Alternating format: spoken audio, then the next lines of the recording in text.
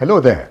Welcome to another edition of Leading Edge, our weekly leadership resource to support you in your growth journey as we seek to raise effective godly leaders.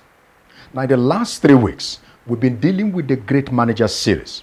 We have so far covered 1, the 7 portraits of a great manager. And number 2, management for new managers.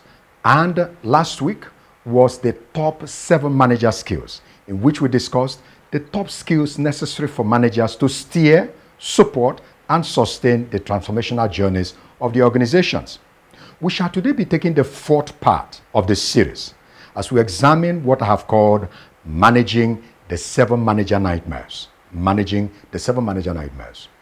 Now, the manager or people leader role is understandably quite aspirational, even enviable. It has no shortage of perks and positives. There is the visibility it gives and the incredible opportunity it provides to impact other people through inspiration, coaching, and empowerment generally. It confers a measure of autonomy and control, which allow for freedom and creativity at work. It gives a platform to interact with a wide range of stakeholders and to influence things.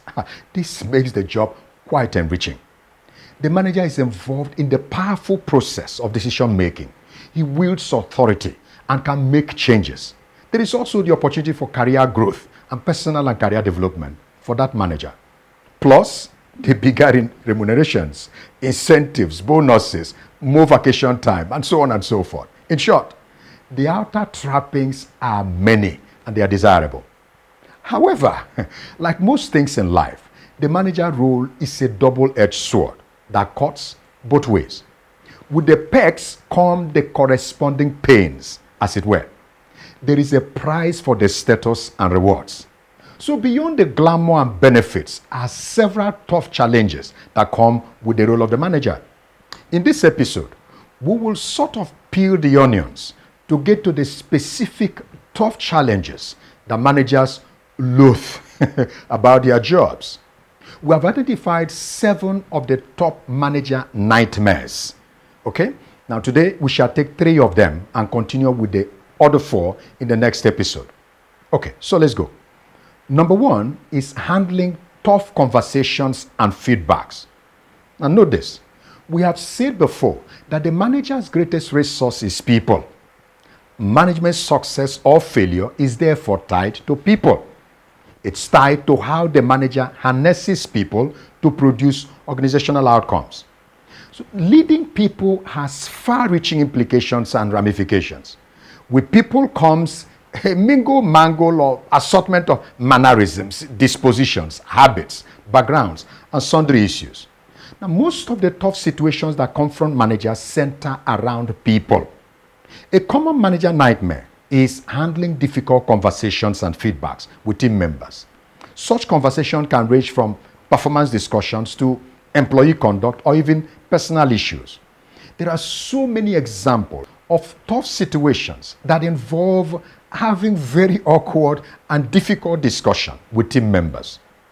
It can be about underperformance of a team member, and you therefore as a manager need to provide them some tough feedback on such performance. Or an employee is struggling in performance due to some personal issues.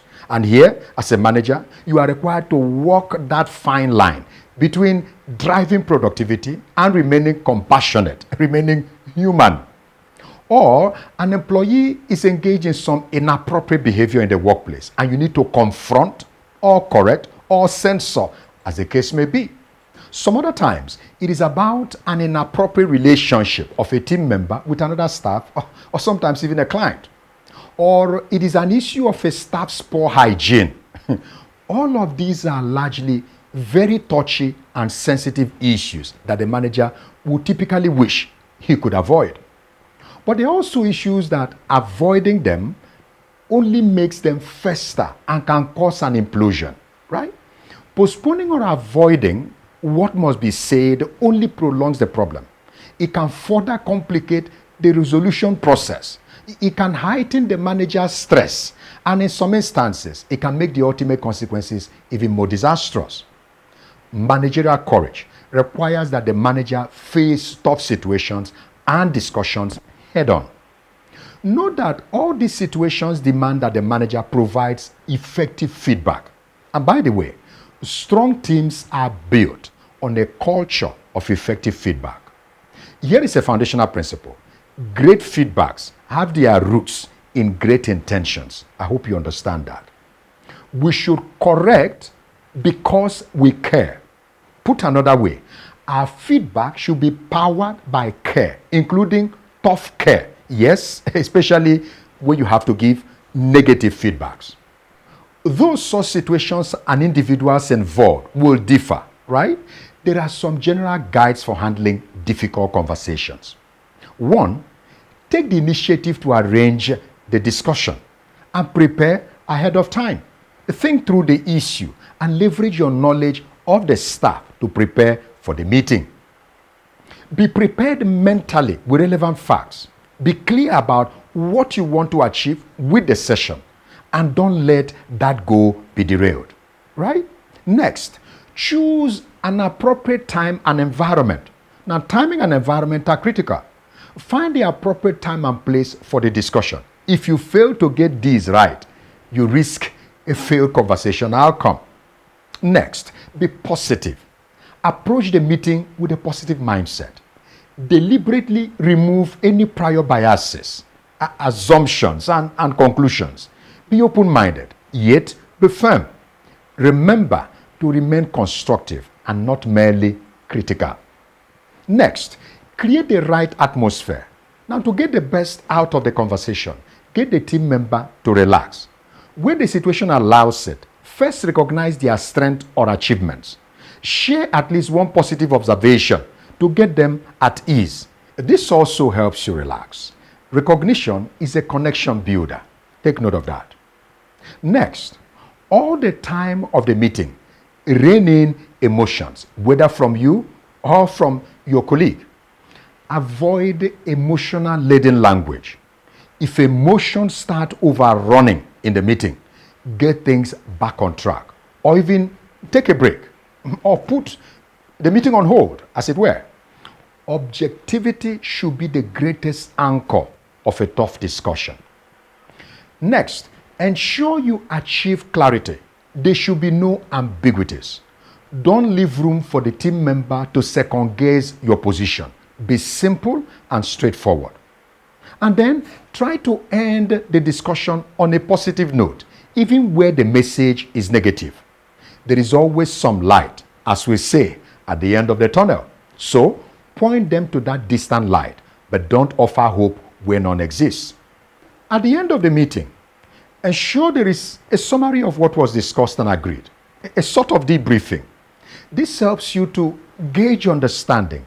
It also helps to remove ambiguities and then to establish alignment, right? Tough conversations are not easy. Let's face that. But they become tougher organizational challenges if they are delayed or avoided. So, bite the bullet before the bullet makes it wanton explosion. Yeah. Okay. So we go to nightmare number 2. Nightmare number 2 is terminating a team member. This is by far one of the most terrible nightmares of a manager, right? There is no sleeping pill or anesthetics for this one. It's awkward and gut-wrenching for any manager. Yeah? Who wants to be a reason for or the bringer of bad news? The fear is always that terminating someone appears inhuman. It makes the manager look like a monster. Who wants to be the reason for bad news or who wants to be a bringer of bad news? Yeah? The fear is always that terminating someone appears inhuman. It makes the manager look like a monster. Terminations are typically for various reasons. It could be for poor performance, gross misconduct, maybe a reorganization or internal restructuring. It can be for cost exigencies, mergers and acquisitions. Sometimes it is about a strong performer in the team that has a rotten and toxic attitude. Whichever it is, managing the process and communicating the outcome constitute one of the manager's most loathsome responsibilities. As nightmarish as such situations may appear, Never avoid facing them. Avoidance is not a good strategy. It hardly takes the problem away. Complaining and lamenting about the situation also doesn't help matters. They too bring no needed changes. So deal with the issue frontally. That's the work of a manager. Now, the most common case of termination, however, for most managers, is termination due to poor performance.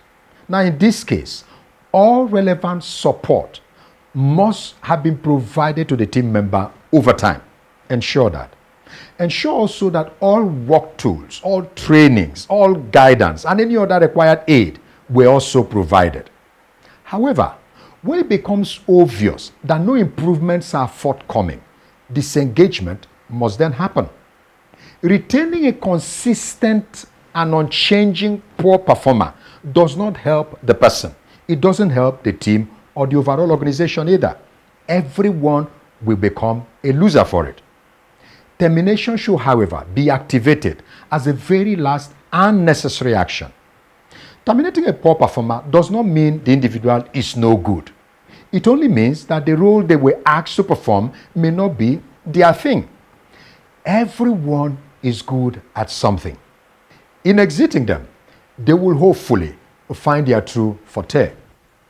For layoffs arising from reorganizations, ensure the application of a fair and consistent process.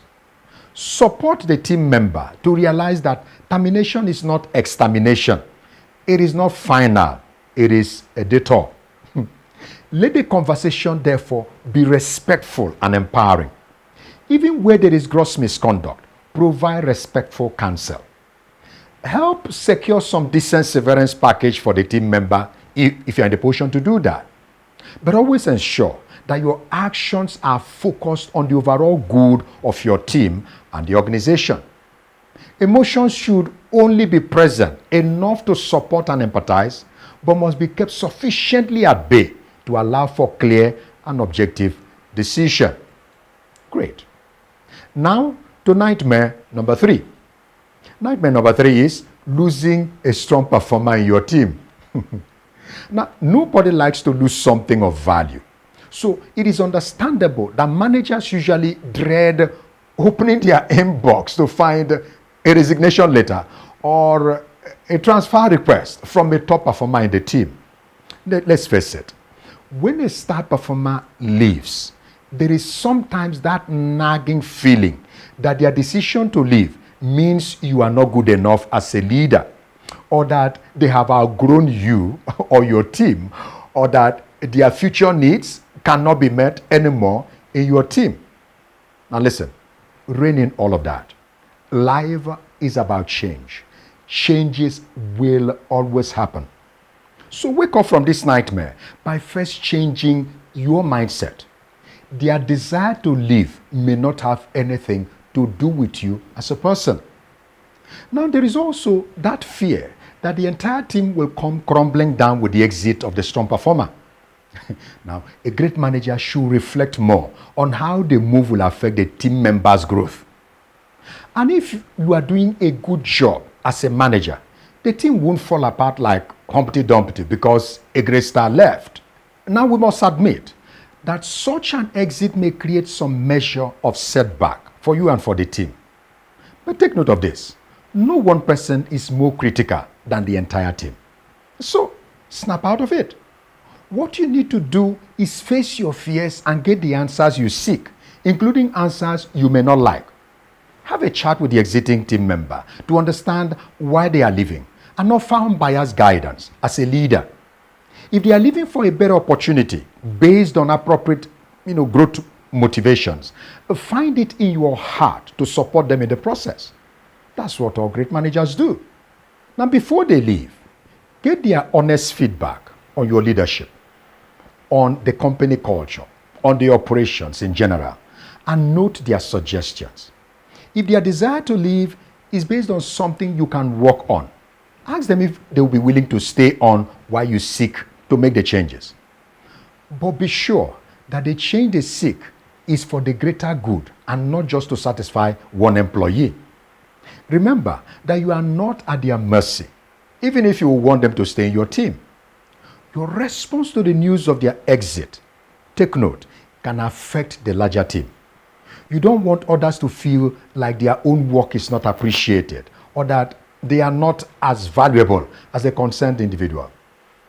What you will need to do then is to invest more in training and upskilling the rest of your team.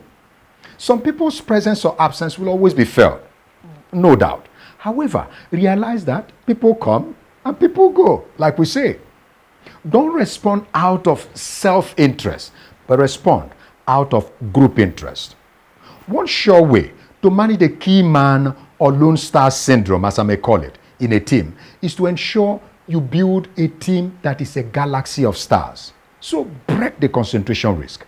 Raise multiple people that can do the same things. Good. So these are 3 out of the top 7 manager nightmares and how you may manage them. Now it is appropriate to keep these challenging management situations in mind. Recognizing them gets you better prepared to deal with them when they eventually arise, as surely as they will. What you anticipate, you can more effectively manage. Remember that avoidance of these challenges only worsens the overall situation.